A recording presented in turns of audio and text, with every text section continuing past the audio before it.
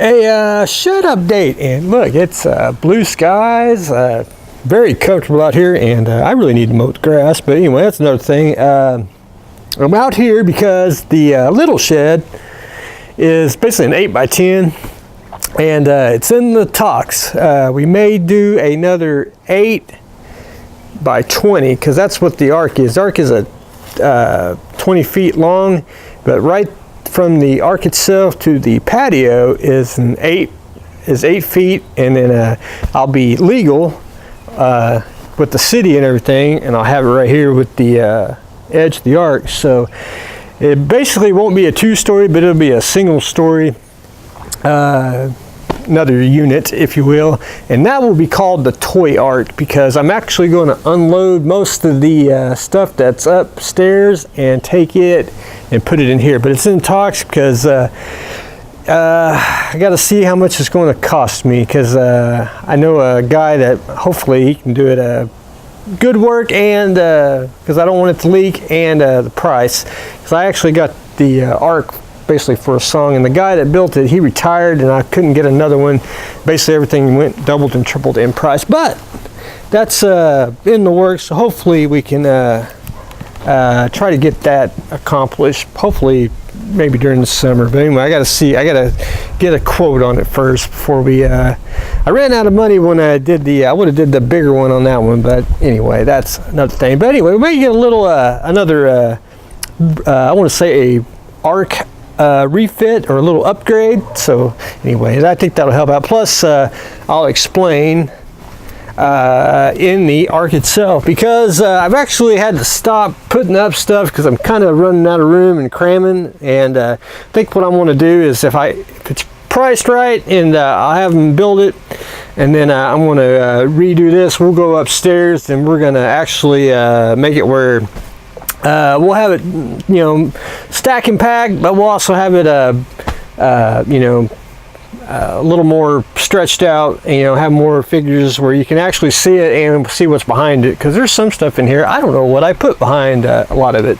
And then mostly the floor will be cleaned up, and then we can leave the steps down, and we can go up there and try to do it, sci-fi, the tanks, figures, airplanes, helicopters, and then try to do the 70 seconds, 30 seconds, bombers and stuff like that, ships, which there ain't a whole lot, but I like to do separate. But anyway, that's in the works and talking about. So I will keep everyone updated. But a shed update, I only actually bought 3 models this week, and they were all Gundam, and I know it's probably boring to some and exciting to others, but the Iron-Blooded Orphans, I've been watching the series, really enjoy it.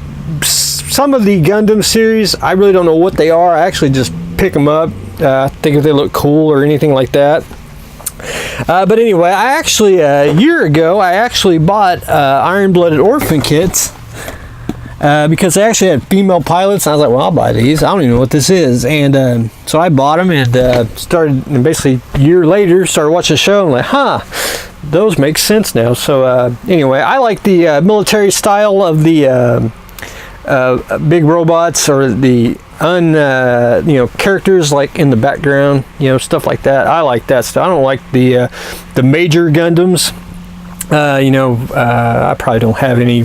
I might have some. Well, I do. If you can find the Mobile Fighter G Gundam, which I thought was an excellent series. But anyway, I like the little military ones, and so I got the Gray's standard type, which is basically like the military one. It's like the high mock here. I think that just makes an excellent drone. Who says you got to paint it green? You can paint it yellow, red, blue. Just do all the primary colors, and you camo. Just endless. But anyway, I've been on a not a Gundam kick, but I've been watching a lot of people build these. They're gorgeous kits. They fit and they move. I mean, you don't really even need glue. They just actually, once you get them off the trees, they just slap together. But I like to kit bash them. I think they're just unique. I don't really want Gundam, but I wanted to combine Gundam here with, and you should have seen it in the last video, but I wanted to combine MAK stuff there with Gundam and have like more kind of Gundam MAK kind of combined and call them Junkdums. I think that would look pretty darn slick. You know, have the MAK mixed with the Gundams. I just think it's unique because I really don't think a lot of people's done it. And a lot of people do custom Gundams, but they pretty much look like a Gundam, if you will. But anyway, I got that. That's basically going to turn into a parts box. I've already got it built, and probably need to get another one so I can have two. But anyway, got the Craze Gundam for the ARC. And then these are cheap, and I always pick them up every time I see them. These are the custom build that you can buy to customize your Gundam and all that. And this is Iron Blooded Orphans gun set, but you get the little tank. And I would have bought this sooner, but I didn't know what the little tank was till I started watching the show. Then I know what the tank is, so I'm glad I have it. So basically you get a model kit of the tank, and then the weapons. Of course, I wanted the big gun for personal reasons, but I did get that. But anyway, I picked these. This is a set of hands, and I mean, who says you got to use it for Gundam? I mean, there's just so many uses. It's a 1/144 scale, so you just basically have to, it's basically, do I have one handy? Well, you can do the sprue kits. Let me think here. That's mostly bigger scale. Let's back to the bigger section. Let me come back here. 1/144 scale is roughly 5 inches. 5 inches is basically, well, not Stormtrooper. Do I have any? It's actually 1/16 scale if you really want to get down. There's one. Basically that.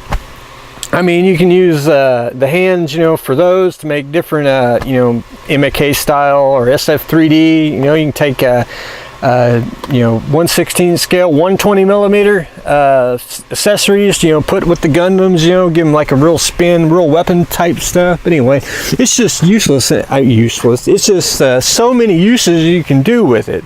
The hands are, I mean, and it's basically like $6. So, you know, it's like, man, that's just great for extra parts. So anyway, got some hands and some guns for the ARC, and I like this type of stuff. I always pick it up. I notice sometimes on the hobby store, like everyone buys all the Gundams, but they leave all the accessories, and I just come by and I pick them all up.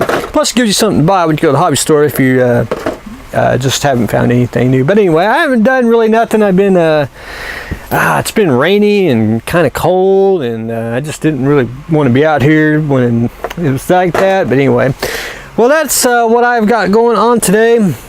I was digging through some Gundam parts because I always try to buy, I like to buy Gundams for the parts because everything is usable, just like any model kit. I have yet to find one that is not unusable. I mean, they can be used for just about anything. But we are adding some helping hands, we're adding some weapons, we're adding Gundam parts to the ARC itself, and of course, we are discussing whether to build the mini toy ARC to go next to the ARC itself. So that's what I got going on today, so stay tuned for the next exciting episode.